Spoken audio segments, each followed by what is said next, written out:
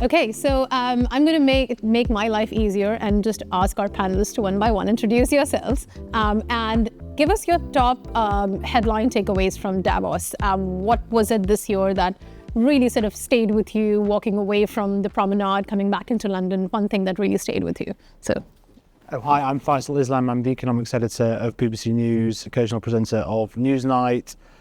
Right. Well, it's a kind of battle between the sort of geopolitical sort of Damocles hanging, not quite over us, but sort of to the side now. It's been hanging over us for 3 years.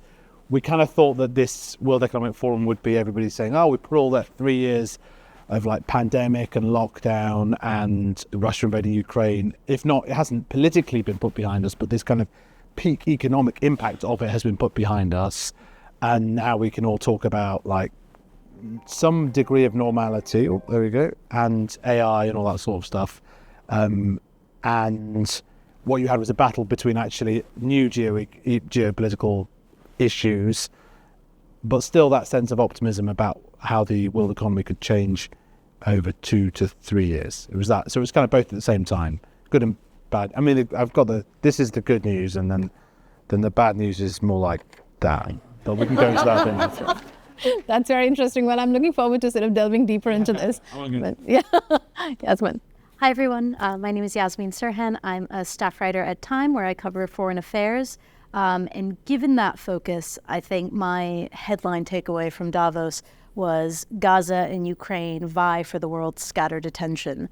I think, not unsurprisingly, it's the World Economic Forum, not the World Geopolitical Forum. I want to say the number of business executives outnumbered the number of world leaders, representatives of governments, 4 or 5 to 1, quick math, something like that. So in a way, it wasn't completely surprising, but I think given the fact that Gaza and Ukraine have both respectively kind of taken a lot of the attention kind of outside of Davos for much of the last, in Gaza's case, the last few months, and Ukraine's case, the last couple of years, I had gone in with the expectation that it might take over the forum as well. I was sadly kind of mistaken, but it did assert itself a little bit, which was definitely interesting to see. Cool. I'm Hanna Ziady. I'm a writer at CNN Business. And I think my main takeaway was that there's clearly a little bit more optimism about the world economy. So if we're looking at it from an economic point of view, geopolitics is clouding that outlook because we have a record election year globally, and obviously that injects a certain amount of uncertainty into the outlook.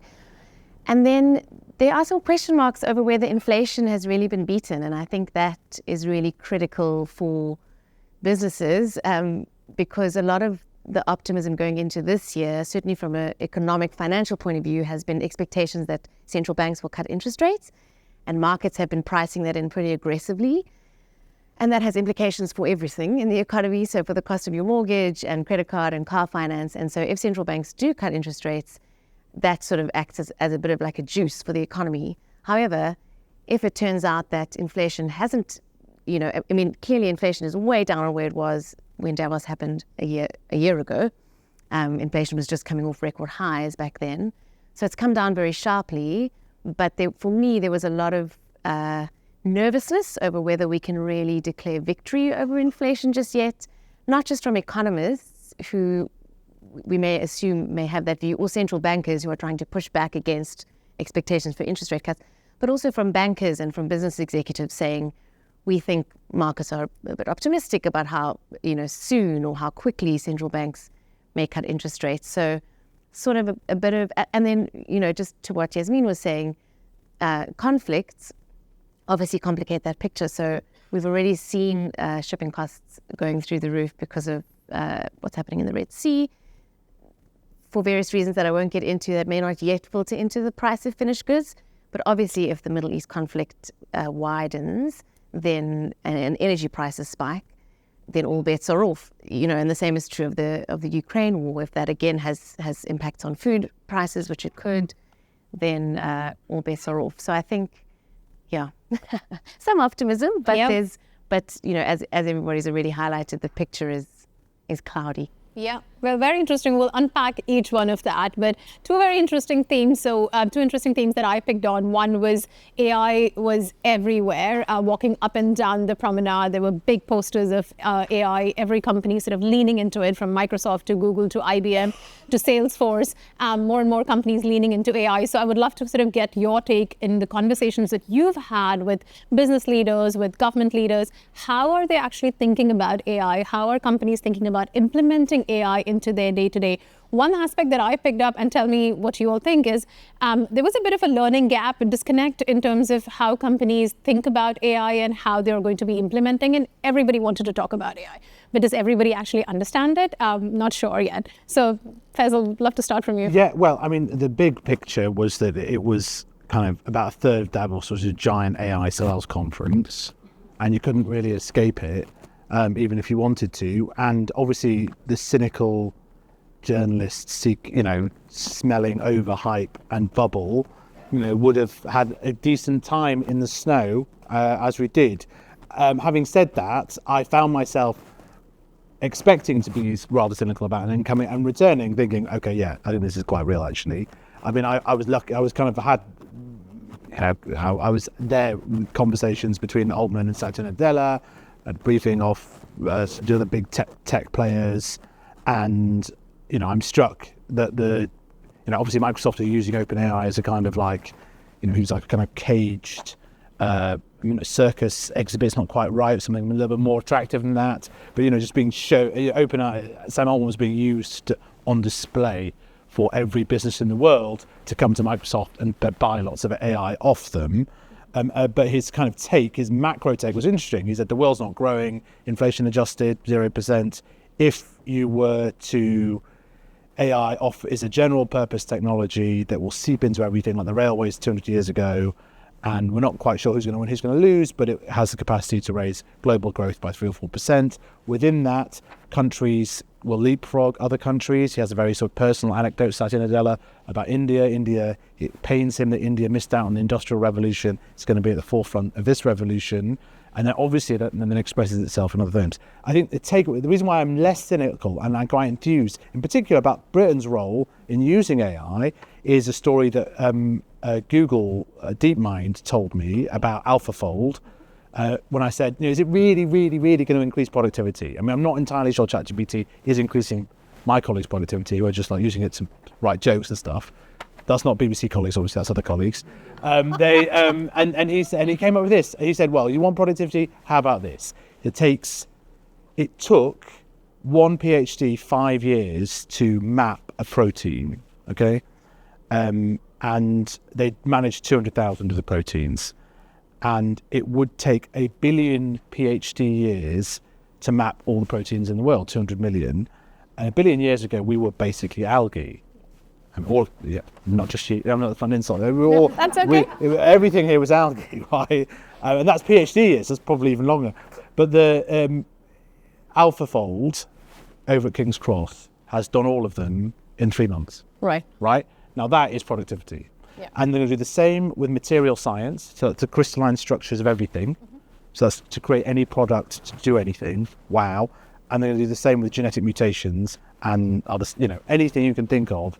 It's all going to get covered. And a lot of that's been done out of the UK. So optimistic, but also optimistic about UK frontier technology in this niche. Yeah.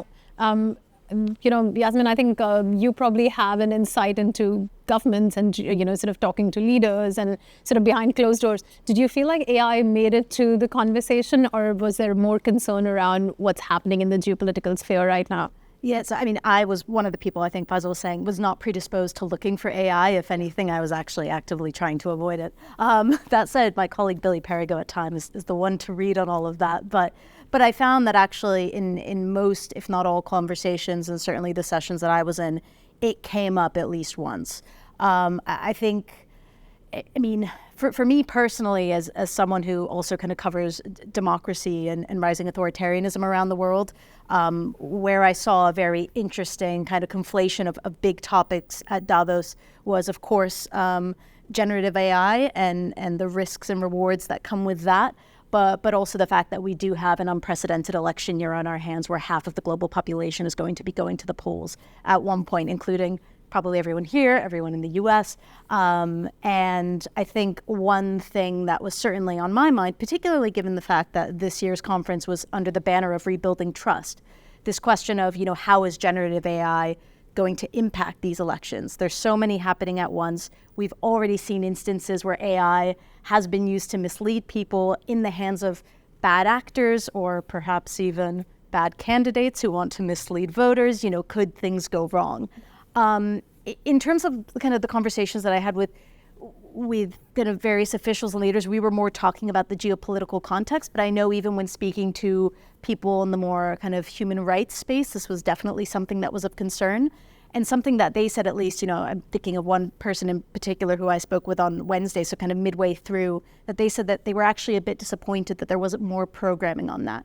The caveat being that Davos, one of the challenging aspects of it is you kind of have perennial FOMO. There's so much going on that you can't possibly attend everything. So very good chance her and I missed the one panel or session that was about how do we address AI in these elections and what can governments do to address that. But I know the folks I think at Google Jigsaw have been focusing on this. And I think it's an issue that's high up on our on the agenda, but I think the fact that so many elections, some of which have already happened, you look at Taiwan, you look at Bangladesh, but equally so many coming down the pike, I think we're going to have to learn very fast. And I think that's something I probably would have wanted to hear more about, but something I'm sure we're also going to talk about beyond Davos. Davos, I think we talked in our earlier conversations, is very much, it's good at kind of setting the agenda for the year. Obviously, there's only so much you're going to accomplish in the span of a week, and the Swiss Alps, but ideally, that will be something that we focus on in the year ahead. We have to. Yeah, I think one of the things that I heard quite a bit was about, so countries like India. India is going for election this year, right? 1.4 billion people going to vote. The spread of misinformation, spread of deepfakes is very wide in India. How are they going to be able to control it? Things like that. Did those things ever make it to conversations? Feel free, anyone can jump in, but.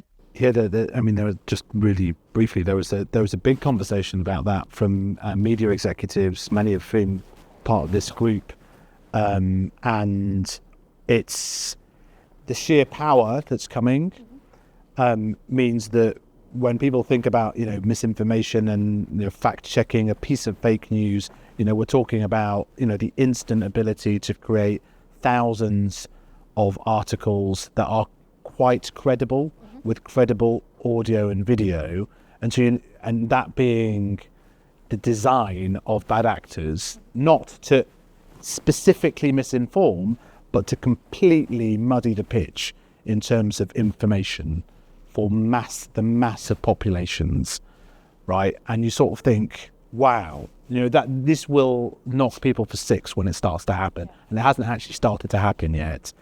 And in that world, some of the brands, we had the cynical story there from before. I think there never could have been a better argument for strong and trusted media brands than what's coming down the road from the mass ability of individuals and individual players to promulgate misinformation. Doesn't even get it. It's kind of mass information confusion. Yeah. It's pretty scary stuff. Yeah. And I just can't see how we're not as important as ever in that world. Although and also we would say that, wouldn't we? Yeah, so we're consuming news very much in a siloed fashion now compared to in the past where you would kind of have opportunity to discuss and fact check. You're reading and you're just consuming that news, so you don't know how much of that is correct, right? Sorry, you were saying something, I think, Yasmeen. Oh no, I thought of one example, but Time had a really interesting. Keep plugging Time. I can't imagine why. A roundtable on bridging the digital divide, but actually Singapore's Minister for Communications had come in and kind of made that exact point that Faisal had talked about, which was about the fact that the role that the media have to play in kind of meeting this moment where, shoring up trust. Because obviously this conversation was about, despite the fact that apparently 95% of where people live is covered by broadband, as many as a third of people are still offline. Getting those people online is really important, but equally making sure that we're enabling that everyone who can get online is getting accurate information. She heaped a lot of pressure on the media, which I think is important because, obviously people, as Belinda was saying, even in her introductory remarks, I mean, this element of democracy and providing people with trusted information, she kind of had. So, I mean, it definitely is on people's minds, and certainly with her remit as the Minister for Communications and Information should be high up there. But I think it's something that should be across the board an issue of concern. Yeah. And Hanna, I want to come to you, I think move away from this a little bit and go towards economy. One phrase which I heard quite a bit, and I think everyone probably did, was cautiously optimistic. Quite a bit from C-suite leaders, from business leaders asking me, what's your outlook for 2024? We're cautiously optimistic. And even though there are some green shoots in the economy that we're trying to see, there's still a big sort of geopolitical uncertainty going into this year. In terms of sort of your conversations at Davos, when you speak to C-suite executives, do you think some of this is being translated into real actions in terms of results, in terms of how companies are starting to think about 2024? Yeah, that's a great question. I mean, I guess in my experience, CEOs are always optimistic. That's why they're CEOs, and they kind of have to be optimistic. I think there's obviously pressure, given the 4 years we've had, these enormous shocks that have really reshaped the global economy and reshaped business and reshaped the way we work, and cost of living pressures. And we had a decade of ultra low, cheap interest rates, so cheap money. So in that environment, businesses can take on lots of debt and they can hire loads of people. And like if any of you bought a house, 5 or 6 years ago and then had to refinance it or whatever, when debt is cheap or when money is cheap, it lifts a lot of boats and it just makes it an easier environment in which to do business. So a lot of that has changed and really put the screws on a lot of businesses, and so now companies are looking for ways to cut costs. And obviously we had loads of tech layoffs in the last few years because they probably overhired. And so again, I think just coming back to kind of the inflation interest rate story, which I know is a bit like, but the thing is, the cost of capital really does influence everything. So with debt suddenly becoming so much more expensive, companies are having to become a lot more ruthless and focused in how they invest and where they invest. Again, and maybe just to come back to AI, I think, and that's, Faisal touched on this, that is really the potential and the promise of AI, is that it will boost our productivity, because the Western world has struggled with low productivity since probably before the financial crisis, maybe even the mid-2000s. Certainly after the financial crisis, productivity has been really weak in the US and the UK, especially in the UK and Europe. And that's a problem for inflation, because if you are producing the same amount of goods but using more people to do it, that's inflationary, right? If you can produce more with less, then you can, it costs less, that's disinflationary. And in an environment where there's, some of the upside risks to inflation I mentioned, and also just longer term things like aging societies, the remilitarization of the world, people are spending more on arms, investing into climate, into the green energy transition, all of that is inflationary fundamentally. If AI can rescue us from our low productivity, and I think that's kind of what, for me, a lot of the conversations at Davos were, how is it going to make us more productive? And not necessarily replace jobs. And I think Sam Altman actually had quite a pragmatic view. He was kind of saying, this tool is not perfect. It's a tool, just like any other tool. And some people are using it really, really well, and it's making them more productive. And that's great. But it can't do everything. And I think that's really where the promise is. So kind of if you can figure out how to use AI to make yourself more productive, you'll probably be a more valuable worker. It may not necessarily take your job. Of course, there's a big question around companies and countries that don't manage to do that, and is that going to worsen inequality? And I think, there was a report out from the IMF kind of just ahead of Davos suggesting that it could worsen inequality overall, because some people will figure out how to use it and others will not. And, so, but I think overall there is this, there is probably cautious optimism. Yeah. Faisal, any insights about economic outlook? Well, the great thing about going to a place like the World Economic Forum is just making those little linkages, your own sort of personal machine learning, AI, you're like, okay, well, this thing happening over here in geopolitics might have this effect here, and kind of like the bottom. You can't escape from the fact that economics is being slightly dominated, not just by the shocks, but also by the election shocks that are coming. Let me just the 2 or 3 things that I think, just from my conversations with like presidents and CEOs, were like, Wall Street thinks Trump is most likely to win, and it's going to be moving crab-like in that direction. Maybe he's right. Maybe he was right. Yes, all the sort of it was fairly transparent what's going on there. Another insight, I think Yasmeen will have maybe a different view on this. Ukraine war is going to be frozen this year, whole of 2024, reflecting year of elections, because Putin's got an incentive to wait for change in the White House. Russia's managed to defend its economy far better than we would have expected, given the kind of financial siege put on it by just running a war economy. But that can't last, which is another reason why maybe it can last a year, but you can't expect this to last. And then, so you've got this extraordinary situation, which I'm very interested in, which is that the West is now going to essentially try and find a way to further seize the Russian money and spend it and give it to Ukraine, partly because Donald Trump might pull the funding. So it's all kind of connected, but it kind of has a big impact. But that frozen assets thing is a big thing. If they do that, with big question marks about, as one of the finance ministers said to me, well, if we do this to Russia, everyone goes, oh, well done, congratulations, obvious thing to do.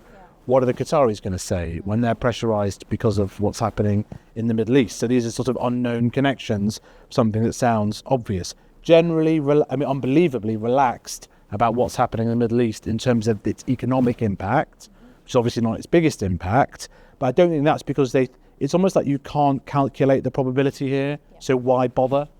This is like if there's another shock, it'll put, if they block the Straits of Hormuz as well as the Bab el-Mandeb and the Suez Canal, all bets are off. Oil will be at 200. We might as well go home. Yeah. There's no point actually getting too worried about that. It's completely beyond my control.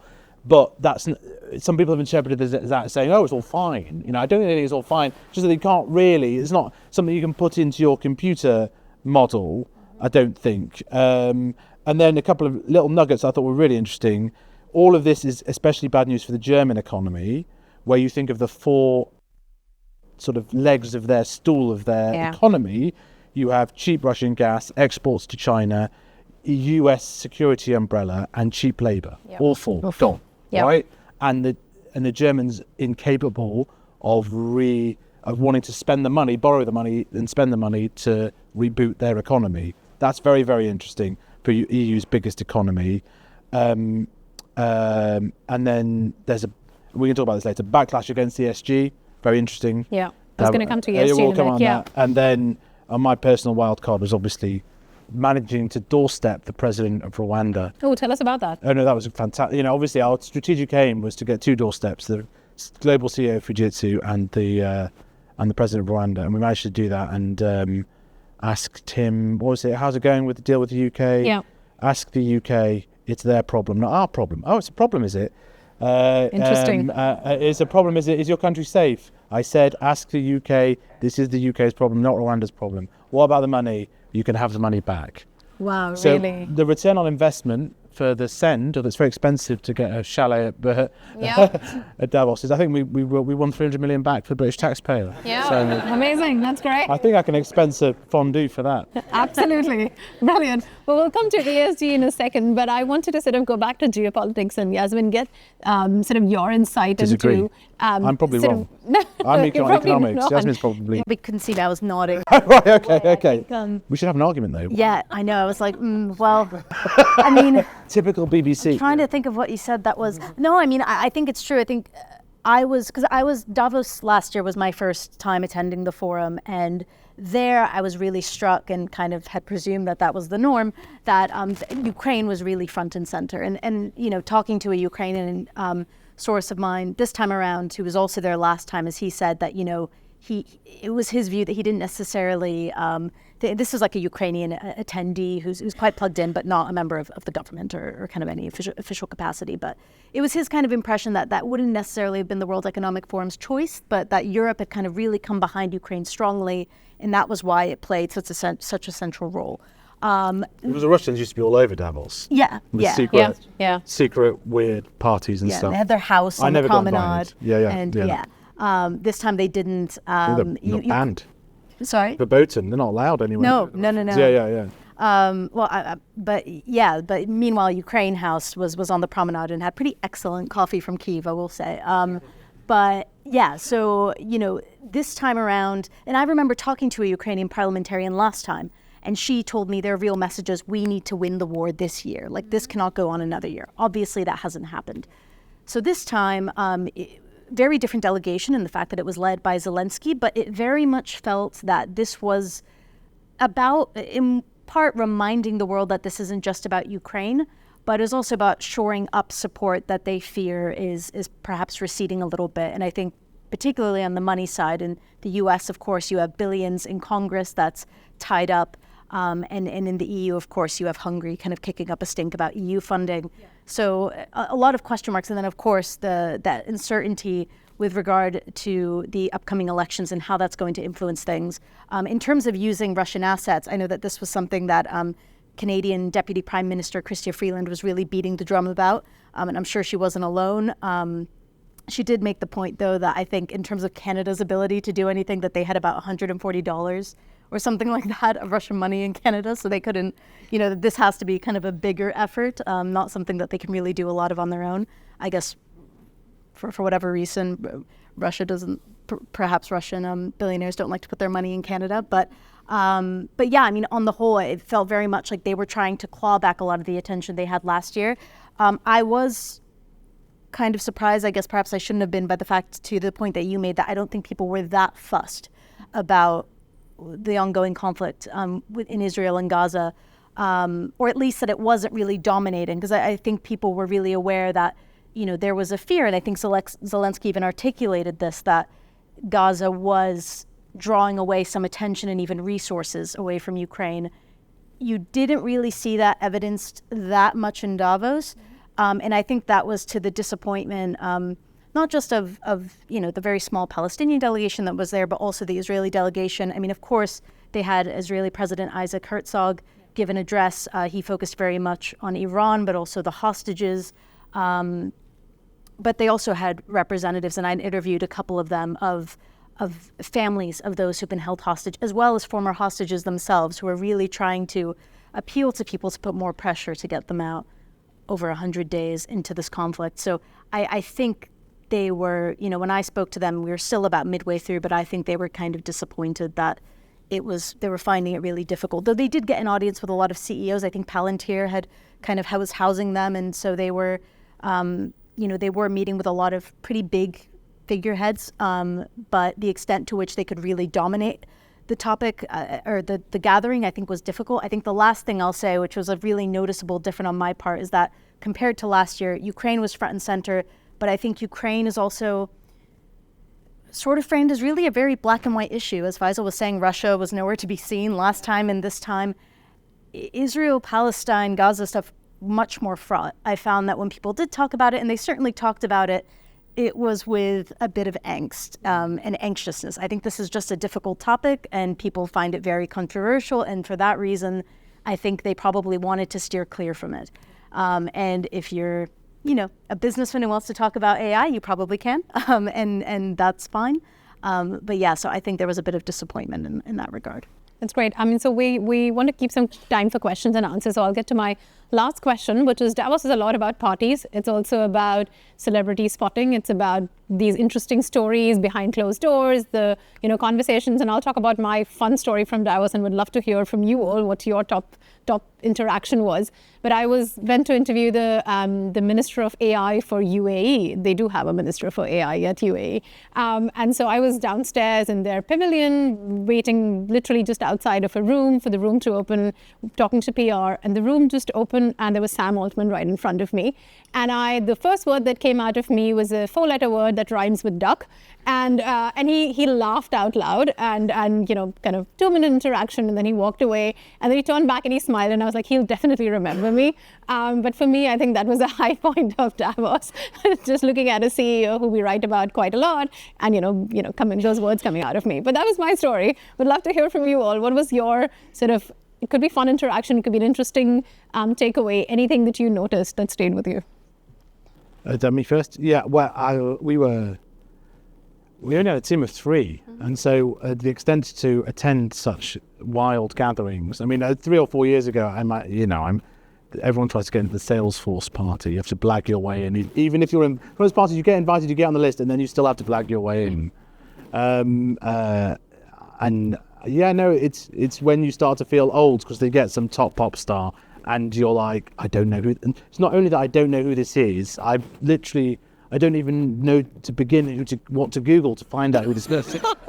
And it was like, and she was obviously extremely famous. And you're like, shit. And then I think, I don't even care who this is. But it was apparently Zara Larsson. And you have Mark Carney here, and you have Zara Larsson over there. And you think, what is this? Is so weird. It's just weird. But then, probably nearly sliding over will.i.am. But does he even count as? Is he a famous pop star anymore? Because this is being recorded. He's obviously more famous than I am.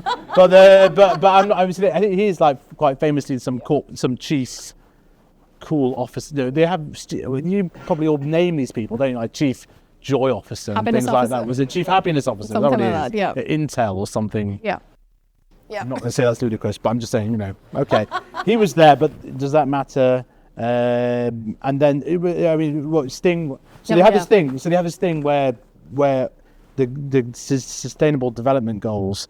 Someone like I think from Freud's hires a chalet, and they call it Goals House. Oh yes. And everyone just hangs out there. Right. I didn't get to go. I didn't have time to go this year, but the night I was gonna go, and one time I've been before, it was like Woody Harrelson was playing backgammon with like. Yeah. You've got to be careful with celebs these days, haven't you? Because some of them hasn't gone well for them in the past couple of years. I was going to mention a name there, and I'm just going to stop. But Woody Harrelson was playing backgammon with an interesting celebrity who I won't mention. But this time it was Sting was there, Trudy, wasn't it? But and then they were such for it. But whatever. Anyway, I didn't see any of them, and I didn't. And even if I did, I was working really hard for the BBC, the licensed player, and I wouldn't have gone. I wouldn't have accepted anything, even food or a canapé. All right, Yasmeen.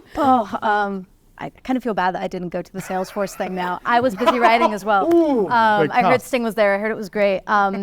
Celebrity sightings. I mean, the one sighting that surprised me, don't really know if he constitutes a celebrity, was Jared Kushner briefly at the beginning of Time's dinner. Looking rather scruffy. I didn't recognize him at first, but did get me thinking. Kind of just because I feel like he's really clean shaven when he was in the Trump administration, and he was just kind of wearing a jumper, and I don't know, he just looked very casual, but like Davos business casual, sort of acceptable, not maligning Mr. Kushner, but I did think, Maligning him a bit. Yeah, a little bit, within reason. I did kind of wonder, is that was a joke for the recording. He's going to futuristic secretary. Really sorry, forgive me. Federal Reserve Governor. Yeah, I know. I did, find myself wondering, like, is he, in what position or role is he going to return to Davos next year? Because, his father-in-law seems to be doing decently well in the Iowa caucus, and of course we have New Hampshire. Yeah. So, we'll see. I know from the Time reception, which I was busy writing, did not actually attend, but could hear that will.i.am was there and they were playing the Black Eyed Peas, which I thought worked very nicely. But I think my actual favorite sighting, again, not quite a celebrity, was because I knew that the Palestinian president, Mahmoud Abbas, was not attending Davos. He was invited, but he sent kind of someone else to represent him. I didn't know who that person was until I tried to steal that person's table from the Central Lounge, not knowing who it was. And that's kind of the beautiful thing about Davos. It's a concentration of people. You never really know who you're going to meet. In my case, I found the leader of the delegation by trying to slyly take his table when he looked like for a moment, I think he was going to get a drink or something. I was like, are you leaving? Anyway, we ended up sitting next to each other and I figured out who he was. And The rest is history. That's great. That's a great story. Hanna, any interesting stories from you? This is where I have to sort of expose myself and disclaim that I wasn't actually there in person because I was waiting for my indefinite leave to remain to be processed. So I couldn't leave the country. Otherwise, I may have ended up in Rwanda. So I actually covered it all remotely. And it has been successful, thank goodness. So I won't be deported anytime soon.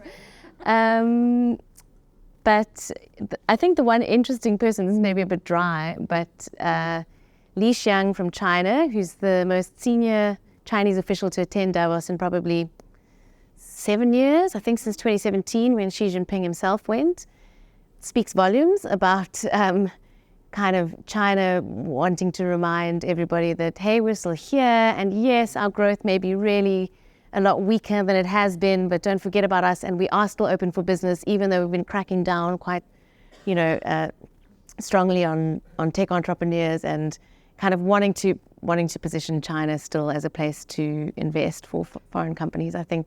And I believe there was a lunch or a dinner with him and business leaders. So I think that was notable. Sort of says that China is... Yeah, go on. And the substantive point is quite interesting because, of course, when everyone was talking about climate change, it's a lot easier for the corporates to kind of co-opt the celebs in, and everybody's going in the same direction. With the world just a bit more complicated, you mentioned what's happening in the Middle East, rise of the Gulf states, they're pretty influential and have bought up half the companies that are there. And, where do you, even if they were interested in pushing on the ESG issues, like whose side you take, right, and all this sort of stuff, they're like, oh, okay, no, let's just focus on boosting the share. Yes, absolutely. And AI, they were saying a lot about AI. The Middle East delegation. And climate change was absent. She's absolutely right about China. China, it was very interesting. Sorry, go on. Come and invest. Yeah, come and invest, exactly. 150 people from China in terms of delegation, but not really seeing a Chinese presence on the promenade as much as you see AI, India, Middle East, which is very interesting. Though it's very quiet behind closed doors, but still very much present. All the interviews when business leaders being very cautious about what they say about China, which kind of drives the message very much that China was present but still not present. Right.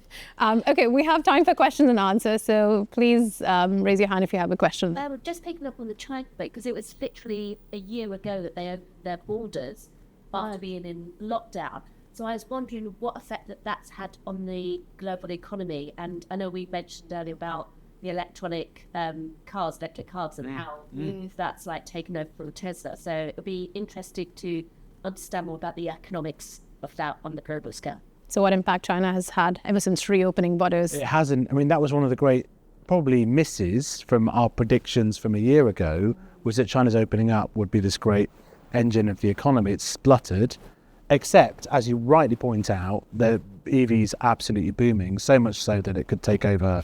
I mean, you've seen Europe try to put up some defences against it. It has... There are general sense, and it's somewhere between the geopolitics and the economics, concerns about the Chinese economy, that it might need some rescuing, apart from the EV boom, which is going spectacularly well. Is it half of all cars in China are now electric vehicles? I think that's right. Half, and then and BYD is now was last quarter biggest car producer in the world. EV taking over Tesla in the world. These are amazing things, but their model of not political freedom but economic freedom, that balancing act is quite difficult to pull off, isn't really working, and there are loads of debts everywhere. So let's see where it goes. Yeah, I think that's absolutely right. Everybody was super excited about China's reopening last year, and it didn't really deliver the goods. And some of that is down to short-term factors like the property crisis, which is really weighing on the Chinese economy and on local government finances. But also there is a longer-term story here and a sort of a structural slowdown in China's growth and a shifting in who's going to benefit from that growth. So it's becoming a more domestically focused economy. It's shifting, it's really trying to shift. Quite how successful that is where there's some question marks. But for years it's been an investment-heavy, central planning, government infrastructure, importing loads to build railways, to build cities. So that's benefited Germany, and Faisal mentioned, Germany's really going to lose out here. But also, as the Chinese economy becomes a more westernized economy, where services play a bigger role, that's going to benefit domestic companies more than foreign companies. And so I think that does have implications for exporters, Germany, Zambia, commodities exporters, Australia.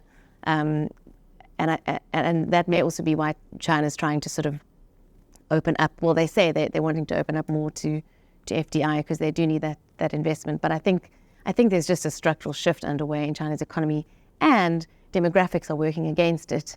So I think we had a story a couple months ago from one of my colleagues out of Hong Kong saying China's going to get old before it gets rich. And Japan managed to get rich first and then got old. China may not manage to do that because of the one-child policy, which the government has now obviously reversed, but people are not having children. That's a whole separate issue, the collapse in global fertility and what that might mean for economies. But I think for China, that is a big problem, is that its population is aging, and so where the growth will come from. But they're asking women to have more children now. Yeah. I mean, a lot of Asian economies are doing that, and a lot of Western. I mean, so unless AI can, we do need to have more children. That's controversial, I realize. The Steven Spielberg film from way back when that is on a similar sort of AI, anyway. Watch it. It's prescient, I guess, or it might be. That'd be scary if it were. I just one thing, just in terms of an insight from Davos. Yeah. Typically, you're going up some funicular, and I'm talking to some guy that I failed to meet because I thought the meeting was at the top and he was at the bottom.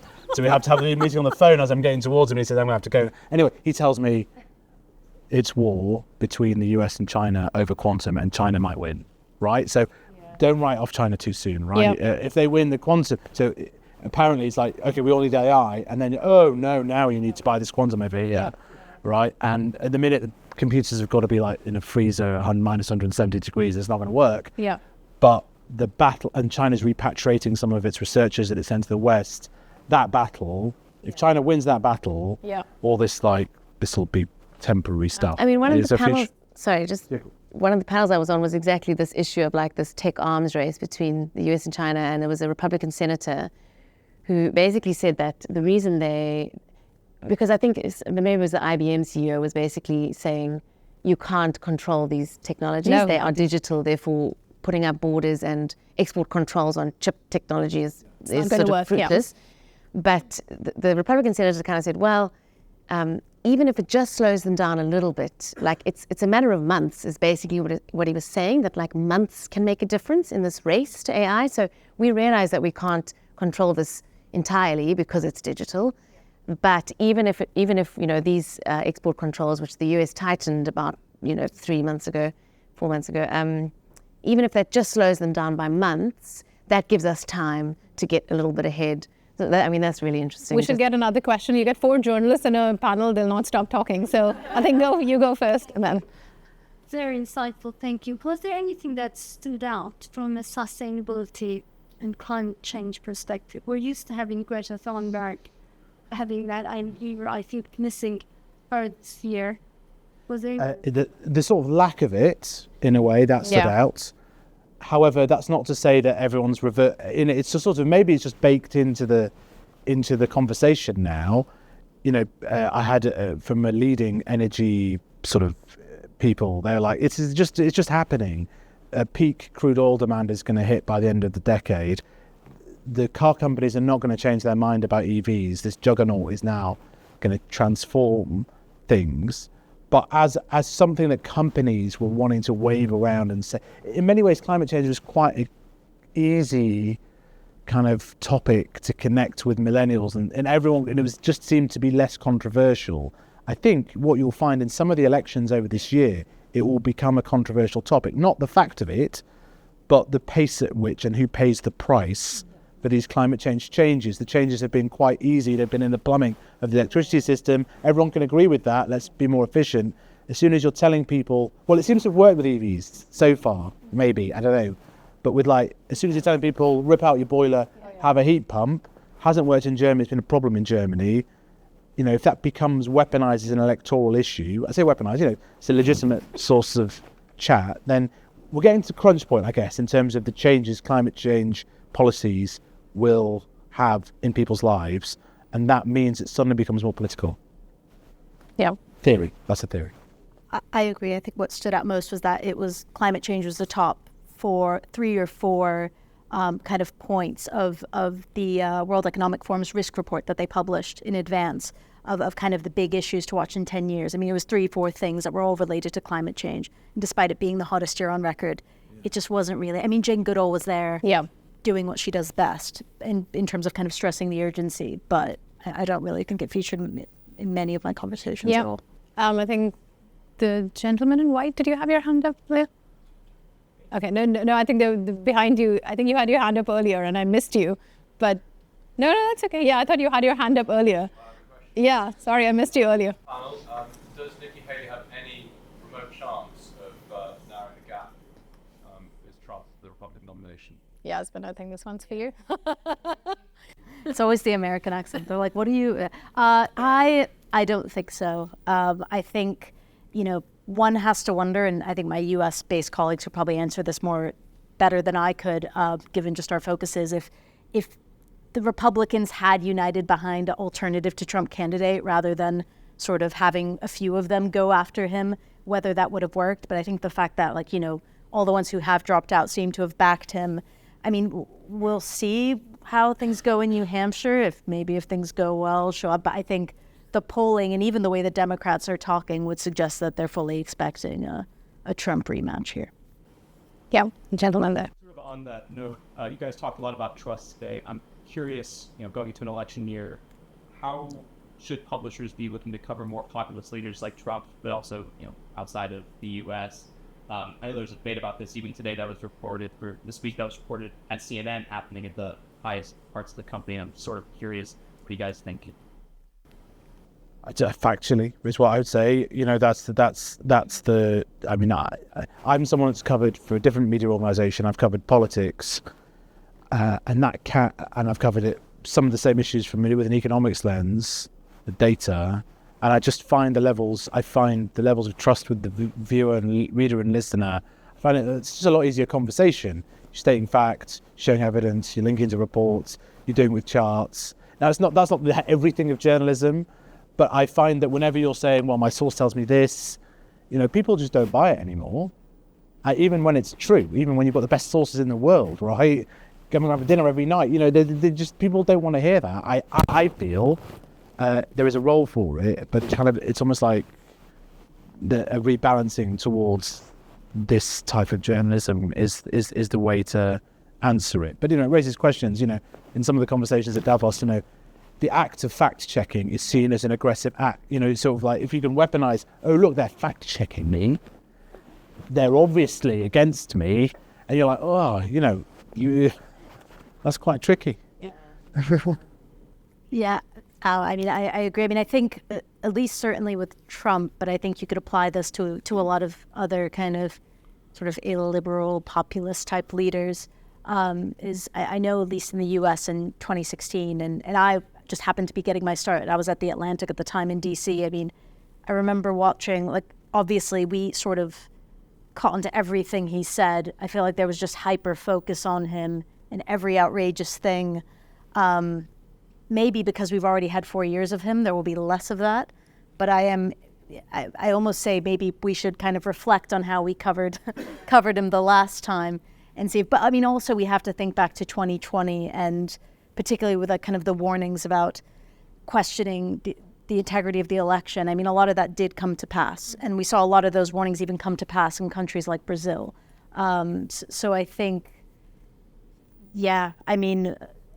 facts, of course, are going to be the rule of the game. But I think in particular this year, I think given the rise of AI and the propensity for potentially even the slightest thing just being a bit wrong. But, I'll use one kind of example that's not an election, but amidst this ongoing war in Gaza, there was a image going around that I actually think maybe some of your astute colleagues at the BBC had caught.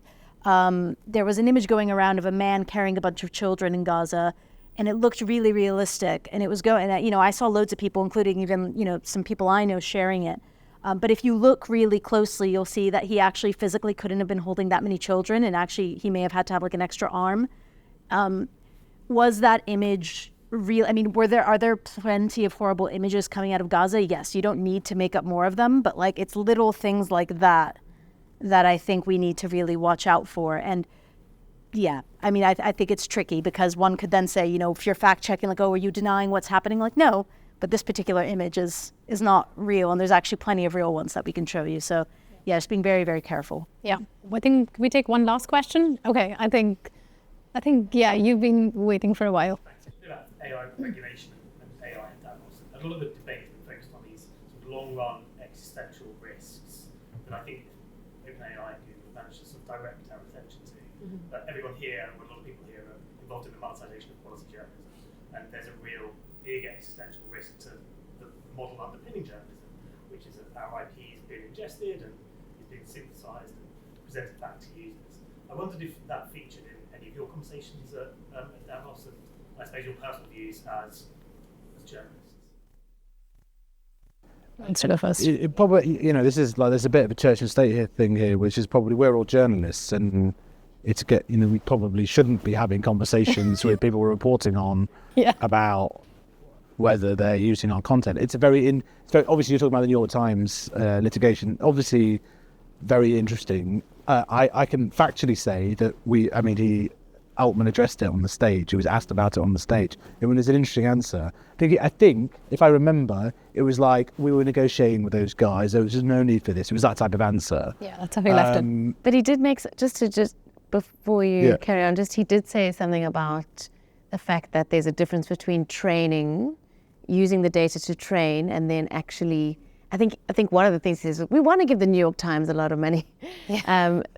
And then actually pointing people to those two publishers when they use AI. So it's one thing like using the data to train, and another thing saying, actually, hey, here's a bunch of, so it could benefit publishers, I guess, if they do that. I don't know if they will or how, or this is where it out. And platform agnostic. This is where this issue comes in of like, I know for CNN, like with some of our really larger than life anchors, people know the anchor, but they don't associate that person with CNN always because they've seen them on TikTok or they've seen them somewhere else. So I think that's an interesting question over like, you know, how the platforms might use. I mean, I think you can be, in fact, take what you just said and realize the greatest validation of quality journalism and writing you can possibly imagine. You know, literally the things that are going to drive the entirety of world growth, we're told, are completely parasitic upon all of the writing that us and our colleagues have done in brands like that, because you can't trust the utter nonsense and garbage being machine churned into the internet right now. It's like, you know, it's quite an amazing thing to think about.